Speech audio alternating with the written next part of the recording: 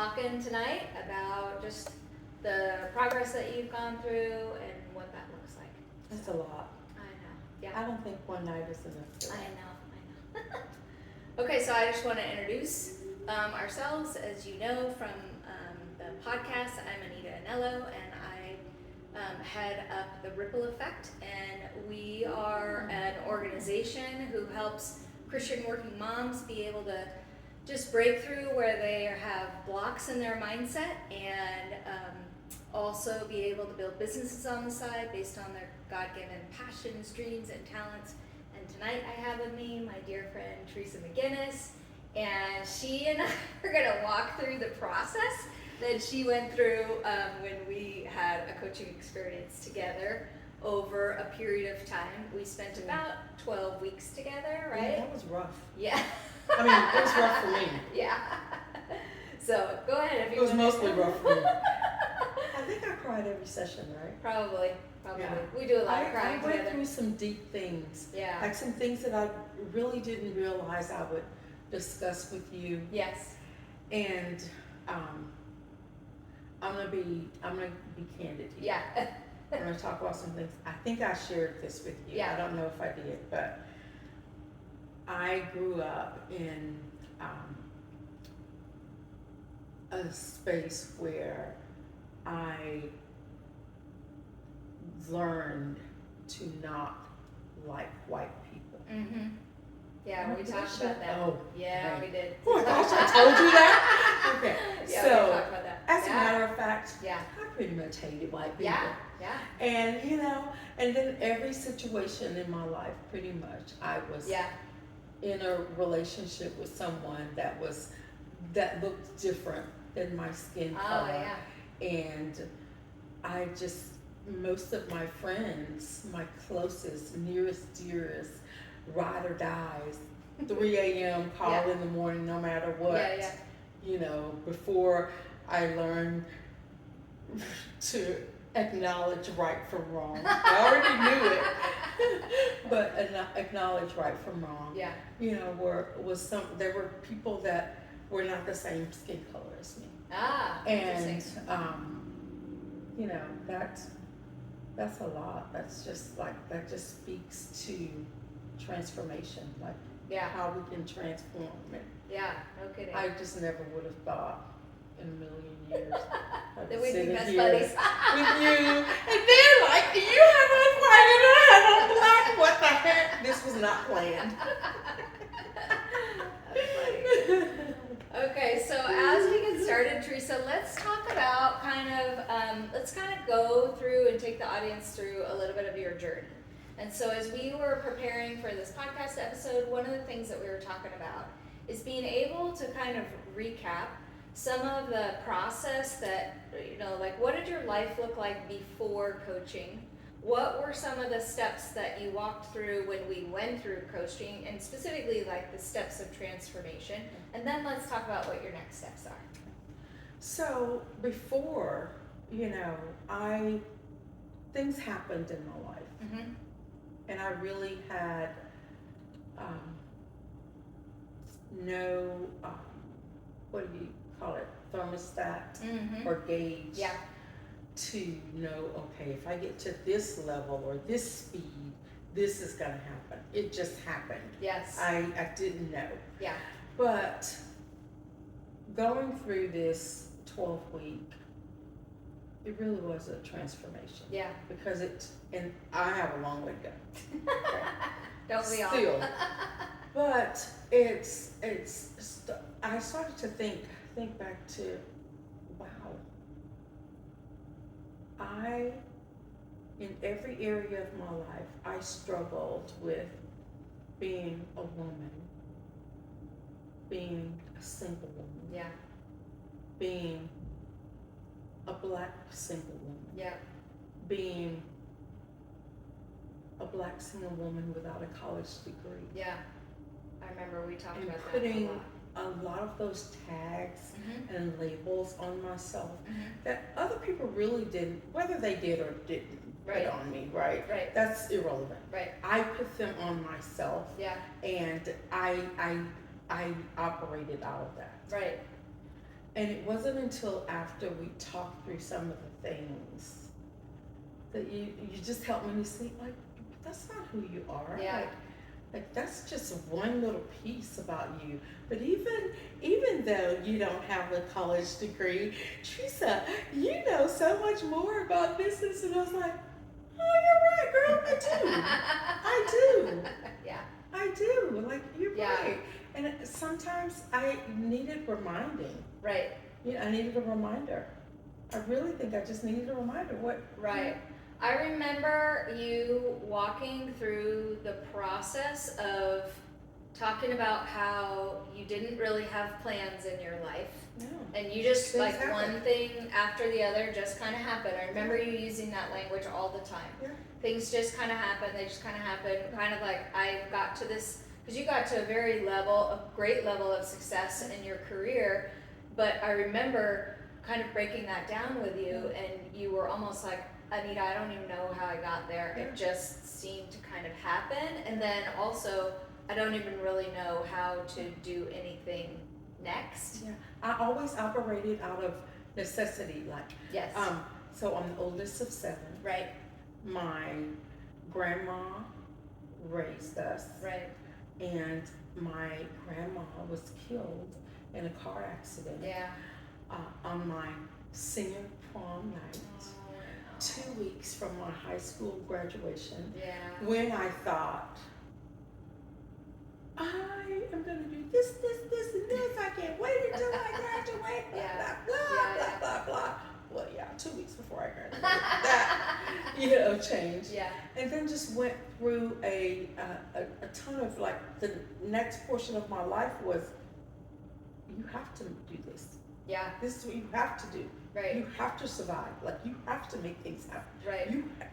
It's a must. Yeah. And so I went through most of my life, jobs, relationships, like, you have to do this. Yeah. You have to be successful. There's no fallback. There's no plan B. Wow. What do you feel like were some of your emotions that you walked through in those seasons? I hid them. I stuffed them. Okay. Like, anytime the funny thing is, I cried so much during this time with you. Mm-hmm. Anyone that knows me, I was never that Yeah. person. Yeah. Do you know my name means strong? I didn't know that. I love that. Yeah. And I felt like crying, I was the weakest person ever. So Oh. I've never cried Yeah, before. right. I was like, I am strong. Right. My name means strong. Right. I know what my name means. I know who I am. You can't do anything to me. And then my grandmother taught me, you don't have to be afraid. You Yeah. don't have to, like, you put your pants on the same way Yes. they do. Yeah. One leg at a time. Right. I remember we Then, talked like, a lot you're about never that. gonna see, you're never gonna see my tears. Yeah. You're never gonna see me weak. Isn't that interesting that in our culture we have this perception that somehow these really kind of these skewed perceptions of what the definition of strong is and what the definition of weak is, and I feel like as really, like, 21st century women and feminists and really being able to stand up for yourself, you and I together and our circle of friends of women that we know, like strong women, powerful women, really successful in our careers and in so many areas of our lives, but it's almost like we've taken on this male-dominated patriarch kind of, you can't be strong and cry at the same time, like this, really these things that are really like nonsense, and that causes us as women, like specifically as women in the way that I believe the way that God has made us, to it almost like it either diminishes the way that we're supposed to be as women, and I'm not elevating like crying or not crying or anything like that, but really just genuinely, authentically as people, frankly, as men and women alike, like being able to stand up and say, when I hurt, it's okay to cry. Yeah. And I've met with a lot of people over the years, and I'm always a little bit surprised when I It kind of breaks my heart a little bit when I'll talk to somebody and they'll say like, well, I'll never do that in public. A lot of times it has to do around crying, and I think, wow, that's really, Never gonna cry in front of people. yeah, I mean, I certainly had a season. Definitely never gonna cry in front of white people. Yeah. Oh, wow. I definitely had that in my life. My first husband was, you know, I've shared before, my first marriage was very abusive. And so that kind of vulnerability, especially as it related to tears or anything like that, like that was not allowed. It was not allowed in my house growing up. And it was definitely not allowed or accepted or embraced, you know, at different relationships in my life. And so I can really appreciate when we put up those walls because we think it's going to help us to be so safe. And yet what it does, like what do you feel like it does when you... Well, it keeps the bad out. Yeah. But it also keeps the good out. Yeah. Yeah. That's what it does. Right. And you know, like we've talked about this before, there are times when you need that. Like you need those protection mechanisms that say, hey, I need to be safe. Yeah. I need to be at the most basic level. I need to know that my physical body and my emotions are safe. And so we create these, we erect these walls. We erect these walls, and we're not mature enough to have the wisdom to know when to let someone in or something in that's going to be beneficial for us. Yeah. We just kind of go, okay, this wall, it's up, and then, dang, it might be wood right now, but I'm looking to make it brick. And then, once it's brick, yeah, you're not going to get in. I'm going to make this titanium, okay? Like, you're not crossing this line, right? Yeah. Like, right? This is what we do. This is what I did. Yeah. I can speak for me and say this is what I did. And it just reached a point where I'm just going along, living life, and not really prepared for the next thing, just thinking that it's probably going to work out. Man, I really hope it works out. Yeah. And if it doesn't, I'm going to figure out a way to make it work out, I think. Yeah. Because another thing I was always told growing up is where there's a will, there's a way.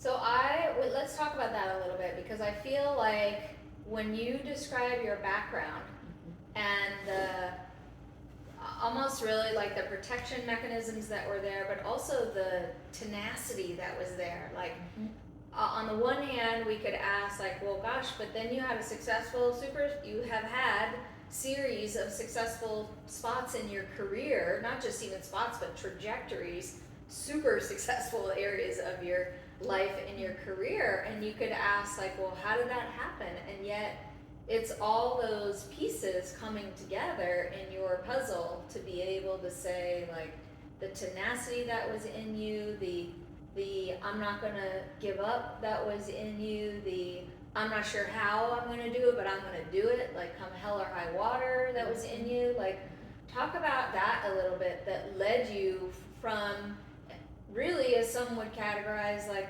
growing up in an environment that maybe wasn't necessarily carved out for success, and yet you, especially compared to like your brothers and sisters, like you have a significantly different trajectory in your life than what you shared with me with some other family members or friends or that kind of stuff. Let's talk about that a little bit. Yeah, so I mean, there's a stereotype. It's always a stereotype. I hate stereotypes. For everybody. But being the oldest of 7 and coming from, our background, I mean, really, none of us should have made it. Yeah. None of us should have made it. But we are all very close. Me and my siblings, we love each other. We do life together. We call each other. We talk to each other. Yeah. We know, nieces and nephews and great nieces and great nephews and then some. Yeah. All the things now at this age. But I didn't know before. I didn't know, sometimes we go, I wish I'd have known then what I know now. Oh, yeah. I'm glad I didn't know then what I know now. Because I would have been like, I'm checking out right now. But But now I know that I'm going to take this here to a place, for me, this was, I know the hand of God Yeah. has always been on my life. Yeah. I didn't know that then. Okay. You want to talk about that a little bit more? So you and I have talked about that on just a more friendly basis, but what do you mean by that? Like, what does that mean to you? To me, that means I've been in so many situations, most of my life, that I should not have survived. The reason I say I should not have survived those situations is because most people that were in those situations did not survive. Yeah. Didn't make it out. Right. Or the outcome was completely different. Yeah. I never ended up in jail. Never been in jail. Yeah. That's a week for a different episode. I didn't kill anybody, but I planned it. And I didn't get caught. I did a lot of things. I'm not gonna go into detail about all the things. But I didn't get caught. Yeah. I was saved from so many situations. I was raped. I was raped by a father figure. Yeah. I was raped by an authority figure that at that time I thought was supposed to lead me to God. And it did everything. That was the point in my life that made me go, no, Yeah. I don't know if there is a God. Yeah. And especially all the things I experienced growing up. I mean, I remember laying with my siblings, lying on the concrete, looking up at the clouds, going, oh man, that looks like a hamburger. Oh, that looks like, we were so hungry. Yeah. Like, I remember wow. times like that. I mean, my grandmother got her Social Security income check. We were like, is Mama gonna get her SSI check this month? When's the SSI check coming? We're going grocery shopping, Yeah. And we would go grocery shopping, and we would, it's several miles. We didn't have a car at the time, so we'd stand out on the road and wait for somebody to hopefully pick us up on their way into work that morning. Yeah. In the next town over that had the grocery stores, and we would shop, 2-3 carts full of groceries, and wait until someone got off of work and catch a ride back. Right. Wow. All you kids, or all the kids? No, it was just a couple of us. Yeah, Me, the older kids. maybe my sister. Yeah. Definitely me and my grandma. Yeah. Maybe my sister. But yeah, that was. So I went through these things. I experienced these things, and some way, somehow, I was shielded. Yeah. I was shielded from getting killed. Yeah.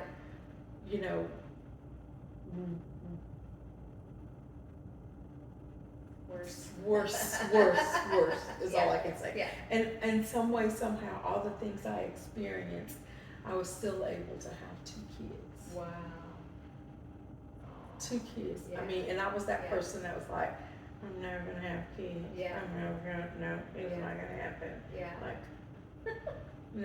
And then I did, and I love my kids. My kids are everything to me. Yeah. They're my aces. My daughter's 33, my son's 23, my grandson's 12. They are everything to me. Yeah. And so nothing in my life was plain. Yeah.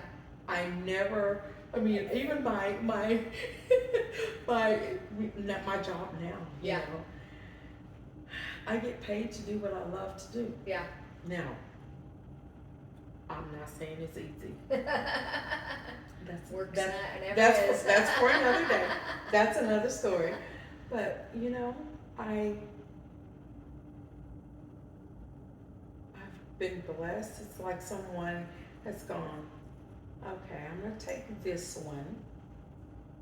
And yep, she's gonna experience some things, but she's gonna make it. Yeah. And I'm gonna pick her up. Right. And just when she thinks she's not Yeah. gonna make it through, I'm gonna manage Right. for her to get through it. Yeah. Just enough to give her that some little bit that she needs to make it to the next thing.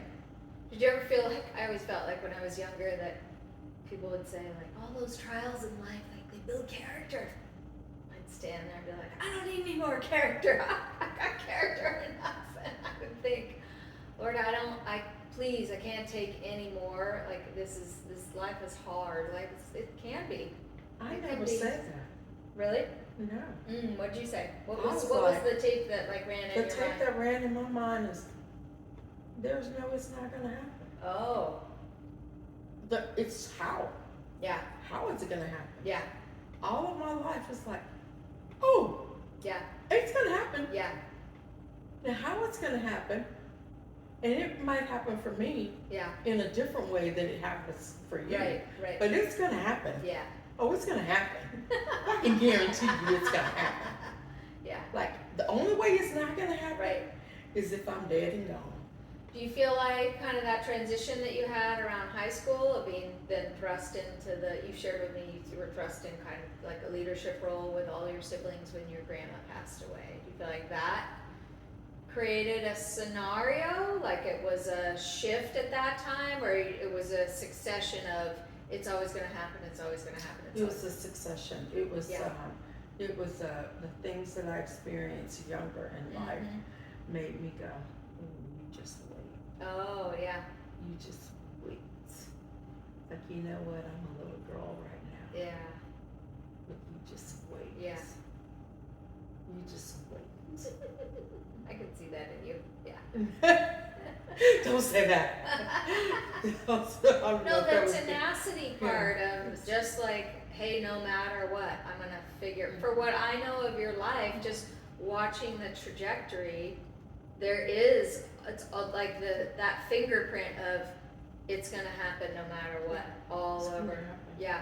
And I don't know what it's gonna look like. It's gonna happen. Yeah. And you know what? I'm not gonna put up with you anymore. Oh yeah. Or I'm not gonna put up with this anymore. Yeah. Or I'm not gonna deal with this. Or I'm not gonna, Yeah. Or I'm gonna make sure that no one I know and love and care about will ever have to experience anything like this. Oh yeah. It was that. It's like, when you have someone that you care about and you want to make sure they never experience the tougher things that you've experienced Oh yeah. in life, Mm-hmm. like,